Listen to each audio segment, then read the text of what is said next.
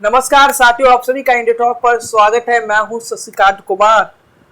बिहार की सियासत में जो तापमान है वो 45 डिग्री पार पहुंच चुका था जनवरी के महीने में। लेकिन इस समय जब हम मई और जून के महीने में हैं, इस समय जब मैं वीडियो रिकॉर्ड कर रहा हूं तो बिहार के हर शहर का जो तापमान है वो करीबन 40 डिग्री के आसपास पहुंच चुका। गर्मी इस समय बिहार में काफी ज्यादा है।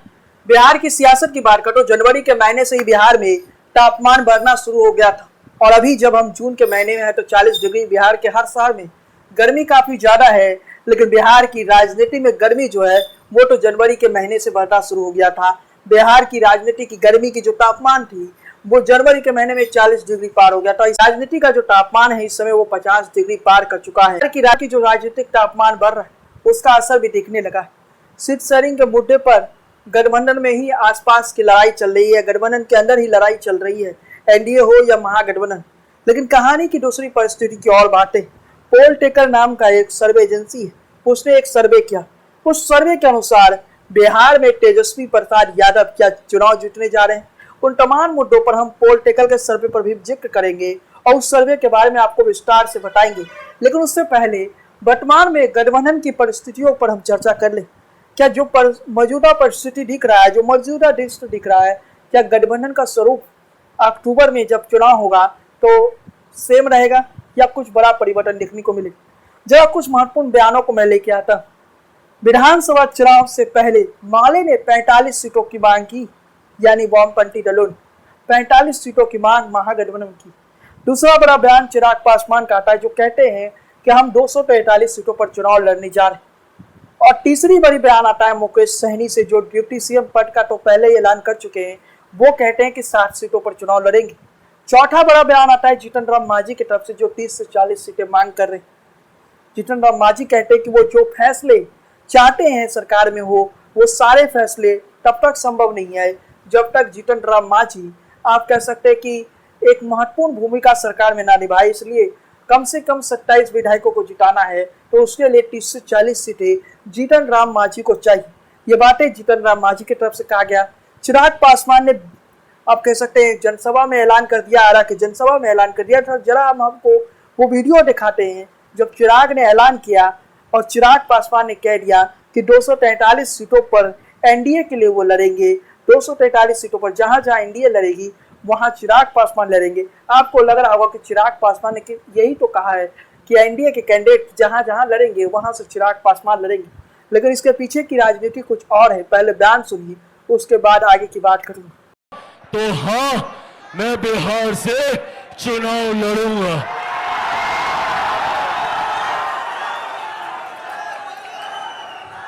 मैं बिहार की 243 सीटों पर चुनाव लड़ूंगा। मैं बिहार की हर एक सीट से बिहार को फर्स्ट और बिहारियों को फर्स्ट बनाने के लिए चुनाव लड़ूंगा। और सब चिराग पासवान का बयान था, आपने सुन लिया और चिराग पासवान की इन बातों को आपने समझ लिया कि चिराग पासवान कहना क्या चाह रहे। चिराग पासवान ने किस प्रकार से बातों को घुमा लिया। वो पहले कहे कि 243 सीटों पर चिराग पासवान लड़ेंगे। जो चिराग पासवान के कोर वोटर है, जो चिराग पासवान के पार्टी के लोग हैं, उन्हें एक मैसेज दे दिया, एक सॉफ्ट मैसेज दे दिया गया कि 243 सीटों पर चुनाव लड़ने की तैयारी करो। लेकिन साथ में एनडीए से गठबंधन में बने रहे और एनडीए पर सीट शेयरिंग के मुद्दे पर दबाव पड़े तो चिराग ने एक बड़े चालाकी खेला। चिराग ने कह दिया कि एनडीए के कैंडिडेट जहां जहां से लड़ेंगे वहां से चिराग पासवान लड़ेंगे। चिराग ने खुद के विधानसभा चुनाव लड़ने के बाद भी कह दिए और चिराग ने कह दिया कि वो जनरल सीट से लड़ेंगे, एसटी एसटी सीटों से नहीं लड़ेंगे। बिहार में टोटल सीटें 243 है, एसटी एसटी के लिए रिजर्व सीट है 38। तो चिराग ने बड़ा बयान दे दिया कि इन 38 सीटों पर वो इलेक्शन नहीं लड़ेंगे। यानी चिराग पासवान की तरफ से कह दिया गया कि चिराग पासवान जो अपना सीट चुनेंगे वो किसी जनरल सीट से लड़ेंगे। यानी चिराग आरएसएस सीट से नहीं लड़ेंगे। चिराग अपने राजनीति को बदलना चाहते हैं। चिराग केवल दलितों के नेता नहीं बनना चाहते हैं बल्कि चिराग समाज के सभी वर्गों के नेता बनना चाहते हैं, सभी जाति के नेता बनना चाहते हैं। चिराग का सपना बिहार का मुख्यमंत्री बनने का है। चिराग पासवान पर हम बात करेंगे, अगले वीडियो में हम बात करेंगे और तमाम सीटों के समीकरण को भी बताएंगे। चिराग पासवान अगर 243 सीटों पर लड़ेंगे तो उनके लिए बेनिफिट होगा या फिर नहीं, इन तमाम मुद्दों पर बात करेंगे, लेकिन अगले वीडियो में बात करेंगे। आज का जो हमारा मुख्य मुद्दा है वो है पोल टेकल का सर्वे। पोल टेकल का सर्वे क्या कहता है? पोल टेकल जो कि एक सर्वे एजेंसी है, उसने बिहार में 243 सीटों पर सर्वे किया। पोल टेकल के सर्वे के अनुसार बिहार के 243 सीटों की मौजूदा परिस्थिति जो पोल टेकल के सर्वे के मुताबिक बिहार में इस बार का जो चुनाव है वो कांटे की टक्कर तो नजर आ रहा है, लेकिन कहानी में थोड़ा झूठन आ सकता है। पिछली बार क्या हुआ था, एनडीए को 125 सीटें मिली थी। इस बार की कहानी ये हो सकती है कि कांग्रेस वाम दल वीआईपी को 126 सीटें आ सकती है। बहुमत के लिए जरूरी है 122 सीटें। पोल टेकल के सर्वे के अनुसार जो कहानी है वो पिछली बार से थोड़ा पलट जाती। पिछली बार क्या हुआ था, 125 सीटें एनडीए को मिला था। इस बार महागठबंधन को उतनी ही सीटें, मतलब आप कह सकते हैं 125 सीटें एनडीए को मिला था, महागठबंधन को एक सीटें ज्यादा मिलने की संभावना है, यानी 126 सीटें। बिहार में बहुमत के लिए नंबर क्या है, 122 सीटें। 122 सीटें बिहार में बहुमत के लिए जरूरी है। महागठबंधन को मिलने जा रहा है 126 सीटें। आपको बताते चले, पोल टेकल के सर्वे के अनुसार इंडिया गठबंधन में आरजेडी प्लस कांग्रेस प्लस वाम दल और प्लस वीआईपी के गठबंधन को यानी 126 सीटें मिलने जा रहे हैं। एनडीए की बात करें तो बीजेपी, जेडीयू, एलजेपी, आर यानी चिराग पासवान की पार्टी, हम यानी जीतन राम मांझी की पार्टी और कुशवाहा की पार्टी, इन तमाम पार्टी को मिला दे तो 112 का आंकड़ा, लगभग इसी आंकड़े के आसपास पिछली बार जो चुनावी नतीजे आए थे तो तेजस्वी यादव के सीटों की संख्या था। यानी पोल टेकल स्पष्ट तौर पे कह रहा है कि बिहार में जो जादुई आंकड़ा 122 वो महागठबंधन छूने जा रहा है, यानी महागठबंधन की सरकार बनने जा रही है। पोल टेकल के सर्वे के अनुसार एक सीट मिलने जा रहा है जन स्वराज को, यानी प्रशांत किशोर को, और अन्य को 8 सीटें मिलने जा रही। आपको बताते चले, वोट प्रतिशत की बात करें तो इंडिया गठबंधन को 44.2% वोट शेयर मिलने जा रहा है और एनडीए को 42% वोट शेयर मिलने जा रहा है और जन स्वराज को 2.7% वोट शेयर मिलने जा रहा है, अन्य को 10.3% वोट शेयर मिलने जा रहा है। यहाँ पर जो पोल टेकल का सर्वे, इस सर्वे पर मैं आता हूँ, वोट शेयर जो जन स्वराज का 2% के करीब बताया जा रहा है। अगर इस जन स्वराज का वोट शेयर 4% भी बढ़ जाता है तो आप समझ लीजिए कि एनडीए को और ज्यादा नुकसान हो सकता है। अगर जन स्वराज ने 6% भी वोट शेयर लेके आ गया तो सीटों में भले ही जन स्वराज को ज्यादा फायदा न दिखे, लेकिन जन स्वराज उस परिस्थिति में आ सकता है कि वो एनडीए को एक बड़ा नुकसान कर सकता है। स्वराज केवल एनडीए को नुकसान नहीं करेगा बल्कि जन स्वराज उस परिस्थिति में भी जा सकता है जब वो महागठबंधन को भी नुकसान कर ले, जब वो मुस्लिम वोटों को काट दे। लेकिन तमाम परिस्थितियों के बीच में अब मैं आता हूं कि जनता, यानी पोल टेकल के सर्वे में जनता की पहली पसंद मुख्यमंत्री पद के लिए कौन है। जब ये सर्वे पोल टेकल ने किया तो 43% लोगों ने तेजस्वी यादव को पहली पसंद बताया, नीतीश कुमार को 38% लोगों ने बताया, प्रशांत किशोर को 9% लोगों ने बताया और बाकी 17% लोगों ने बाकी लोगों को बताया। इसमें आप चिराग पासवान को जोड़ दीजिए, इसमें आप भाजपा के जो डिप्टी सीएम है सम्राट चौधरी को भी जोड़ दीजिए, इन तमाम नेताओं को। पोल टेकल ने बिहार के युवाओं से जब ये पूछा कि आपको राहुल गांधी पसंद है या नरेंद्र मोदी, तब बिहार के युवाओं का क्या जवाब होता है वो भी जानकर आपको हैरानी होगी। शायद ये पहला सर्वे है, पोल टेकल का ही सर्वे होगा जब पहली बार ऐसा हुआ होगा कि नरेंद्र मोदी की लोकप्रियता कम पड़ जाए। 47% युवाओं ने कहा राहुल गांधी पहली पसंद है और पीएम नरेंद्र मोदी को 39% युवाओं का सपोर्ट मिला। बाकी वोटर्स तेजस्वी, चिराग या अन्य नेताओं के खाते में चला गया। थोड़ा समझने की कोशिश कीजिए कि बिहार की युवाओं की पहली पसंद नरेंद्र मोदी नहीं बल्कि राहुल गांधी है। ये शायद नरेंद्र मोदी की लोकप्रियता में आप कह सकते हैं कि सबसे बड़ी गिरावट है, क्योंकि बिहार वो राज्य है जहां बेरोजगारी का दंश भी झेला और नरेंद्र मोदी के राज्य में ये कहा जाता है कि बेरोजगारी बढ़ी है। और इस पर भी मैं कभी आंकड़ों पर बात करूंगा, इन मुद्दों पर, बेरोजगारी के मसले पर बात करूंगा। और बिहार की एक महत्वपूर्ण समस्या भी है, और बिहार में पिछले 20 सालों से एनडीए का शासन है, लेकिन 20 सालों में एक भी उद्योग नहीं लाया गया। ये भी एनडीए की नाकामी में जाता है, ये एनडीए के खाते में जाता है, नाकामी के खातों में जाता है।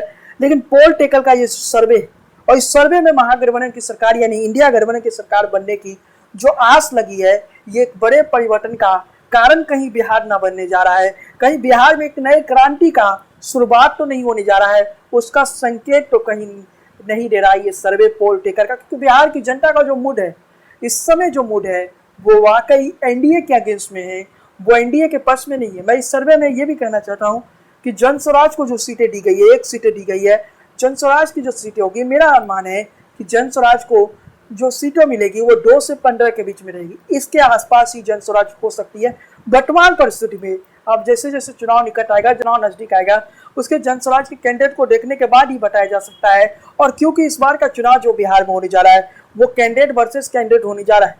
इस बार का जो मुकाबला बिहार में देखने को मिलेगा वो प्रत्याशी बनाम प्रत्याशी होगा, यानी कैंडिडेट वर्सेस कैंडिडेट होगा। इस बार कोई ऐसा लहर नहीं है कि आप कह सकते हैं कि राज्य स्तर पर, पूरे राज्य स्तर पर किसी नेता को लाने के लिए लहर चल रहा हो, ऐसा कोई लहर नहीं। हो सकता है काफी महीने बचे हैं चुनाव में, हो सकता है कि फिर से लहर तैयार किया जाए, लेकिन इस बार का जो चुनाव है वो चुनाव बिल्कुल अलग चुनाव आपको देखने को मिलेगा। मैं लोकसभा चुनाव के समय भी एक बात कहा था कि लोकसभा चुनाव के टाइम जो मैंने महत्वपूर्ण बात कहा था कि एक लोकसभा चुनाव के दौरान मैंने कहा था कि ये लोक चुनाव जो होगा वो कैंडिडेट वर्सेस कैंडिडेट होगा। जब भी ऐसा होता है तो समझ लीजिए किसी भी पार्टी को स्पष्ट बहुमत मिलना मुश्किल हो जाता है। लेकिन इस बार का बिहार का चुनाव गठबंधन को, किसी न किसी गठबंधन को तो बहुमत मिलेगा, लेकिन इस बात को भी समझ लीजिए कि गठबंधन का जो वर्तमान स्वरूप है इसमें भी आगे चलकर परिवर्तन हो सकता है। और महागठबंधन हो या फिर आप कह सकते हैं एनडीए गठबंधन, दोनों में जो वर्तमान में गठबंधन साथी है वो लोग, जो छोटे दल है, वो अपनी सीटों की संख्या बढ़ाने में लगे। और जब सीटों की संख्या बढ़ाने में लगे तो थोड़ी सी मतभेद हुई तो इधर से उधर पार्टी चली जाएगी। मुकेश सहनी ने एक बात ठीक कहा भी कि अगर निषाद समाज को नरेंद्र मोदी आरक्षण दे देते हैं तो वो नरेंद्र मोदी के साथ चले जाएंगे। ये बातें मुकेश सहनी बोले भी, लेकिन क्या वाकई नरेंद्र मोदी निषाद समाज को आरक्षण देते हैं? निषाद वोट भी बिहार में कम नहीं है। अगर नरेंद्र मोदी ये फैसला ले लेते, मान लीजिए फैसला नहीं लेते, वो मुकेश सहनी से ये वादा कर दे कि आप जैसे ही बिहार में इलेक्शन समाप्त होगा हम आपके इस मांग को पूरा कर देंगे, तो फिर तस्वीर क्या होगी? फिर मुकेश सहनी जो वीआईपी इस समय तेजस्वी के साथ खड़े, इस समय जो मुकेश सहनी तेजस्वी के साथ मजबूती से खड़े हैं, वो कब उस पाले में चले जाए, यानी एनडीए गठबंधन में चले जाए, इसमें कहना भी कठिन, इसमें कुछ भी कहना कठिन नहीं है। और दूसरी तरफ एनडीए गठबंधन में जीतन राम मांझी लगातार 30 से 40 सीटों की मांग कर रहे हैं। इन तमाम परिस्थितियों को मैं जब देख रहा हूँ, इन तमाम बातों को जब मैं देख रहा हूँ, तो एक बात मैं स्पष्ट करना चाहता हूँ साथियों कि आने वाला वक्त में जो वर्तमान गठबंधन का स्वरूप नजर आ रहा है, शायद वो गठबंधन का स्वरूप नजर ना है। परिवर्तन हो सकता है और जेडीयू का भी परिवर्तन हो सकता है। जेडीयू भी क्या पता पलट जाए, नीतीश कुमार एक बार फिर से पलटी मार ले, क्योंकि भाजपा की तरफ से स्पष्ट तौर पर कह दिया गया कि नीतीश कुमार हमारे मुख्यमंत्री कैंडिडेट नहीं है। मतलब थोड़ा समझने की कोशिश। पोल टेकर का ये सर्वे, जिस सर्वे में स्पष्ट तौर पर बताया जा रहा है कि नीतीश कुमार नहीं आ रहे हैं। पोल टेकर के सर्वे लगभग उतनी ही सीटें दे रही है एनडीए को जितनी सीटें पिछली बार तेजस्वी प्रसाद यादव का आया था। और इस बार तेजस्वी यादव की सरकार बनने की संभावना नजर आ रही है। पिछली बार तेजस्वी ने कहा था 10-15 सीटों पर व्यवधान न हुआ होता तो तेजस्वी यादव बिहार के मुख्यमंत्री होते। इसके अलावा राहुल गांधी ने भी इलेक्शन कमीशन में और मैच फिक्सिंग का जिक्र किए थे, उस पर भी मैं बात करना चाहता हूँ। कहते हैं कि अगर निष्पक्ष चुनाव हुआ तो तेजस्वी यादव बिहार के मुख्यमंत्री बनेंगे।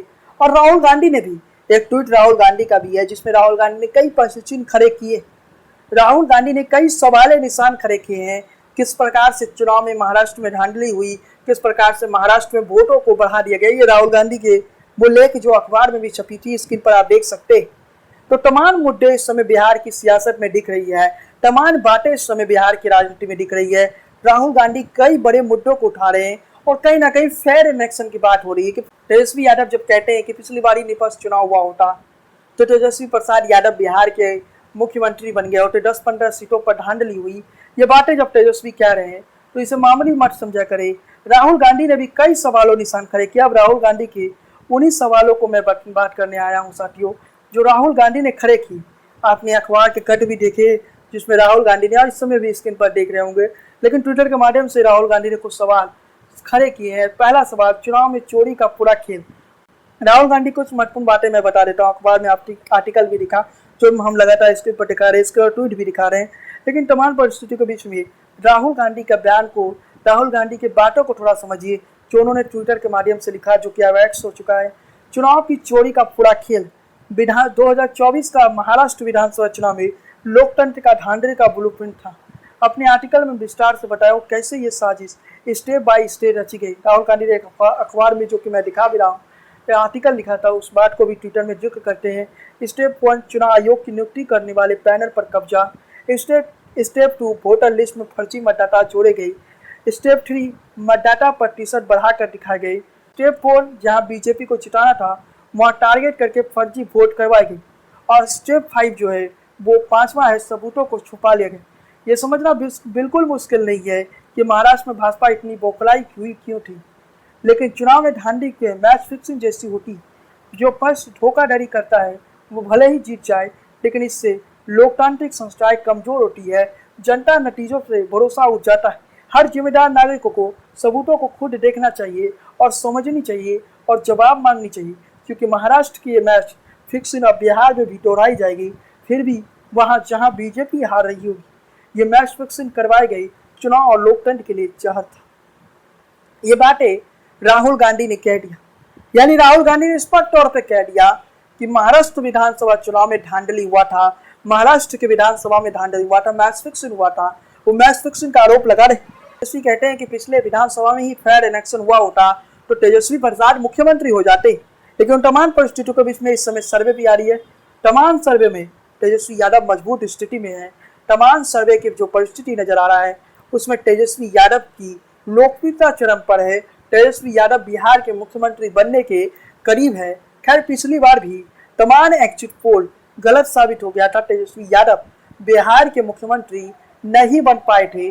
तो क्या तेजस्वी यादव 20 सालों से जो सूखा है, आरजेडी का जो सूखा है, पिछले 20 सालों से आरजेडी ने अपने दम पर विधानसभा चुनाव नहीं जीता। गठबंधन में जो नीतीश कुमार के साथ जीत लिया, लेकिन पिछले 20 सालों से आरजेडी अपना कोई मुख्यमंत्री नहीं बना सका। डिप्टी सीएम जरूर बना दिया, लेकिन मुख्यमंत्री नहीं बना सका। तो क्या वो सूखा इस बार आरजेडी समाप्त कर देगा? क्या उस परिस्थिति में राष्ट्रीय जनता दल है कि वो सूखा जो पिछले 20 सालों से राबड़ी देवी के राज्य समाप्त हो जाने के बाद से अब तक आरजेडी में कि आरजेडी अपना कोई सीएम नहीं दे पाया है।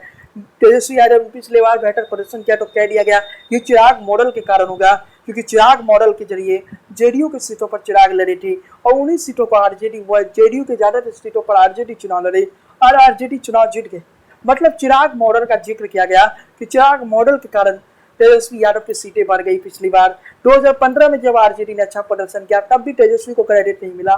तब भी क्रेडिट किसे मिला? नीतीश कुमार को क्रेडिट मिला कि नीतीश कुमार ने महागठबंधन में आ गए, इसलिए सीटें बढ़ गई।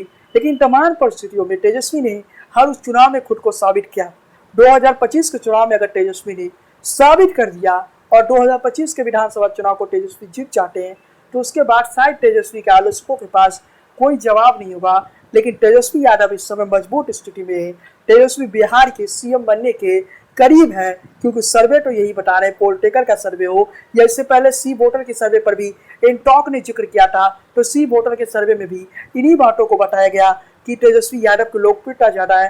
लेकिन तमाम परिस्थितियों में इस वीडियो को क्लोज करने से पहले, इस वीडियो को समाप्त करने से पहले साथियों, मैं एक और महत्वपूर्ण बात बताना चाहते हैं कि ये जो सर्वे है ये शुरुआती सर्वे है। अभी थोड़ा इंतजार कीजिए, जैसे जैसे वक्त बीतेगा वैसे वैसे और भी बिहार की सियासत साफ हो जाएगा, बिहार की सियासत और भी स्पष्ट होती नजर आएगी। लेकिन इन तमाम परिस्थितियों में मैं एक बात स्पष्ट करना चाहता हूँ साथियों, तेजस्वी की यादव की लोकप्रियता तो है और इस बात से इनकार नहीं किया जा सकता है कि तेजस्वी यादव की लोकप्रियता नहीं है। दूसरी बड़ी बात, नीतीश कुमार से जनता नाराज है। नीतीश कुमार पर जनता अब उतना विश्वास नहीं कर पा रही। यहाँ तक कि बीजेपी के जो कोर वोटर हैं, भले नीतीश कुमार ने वक्तव्य में साथ दे दिया है, लेकिन बीजेपी के कोर वोटर भी अब नीतीश कुमार पर विश्वास नहीं कर रहे हैं।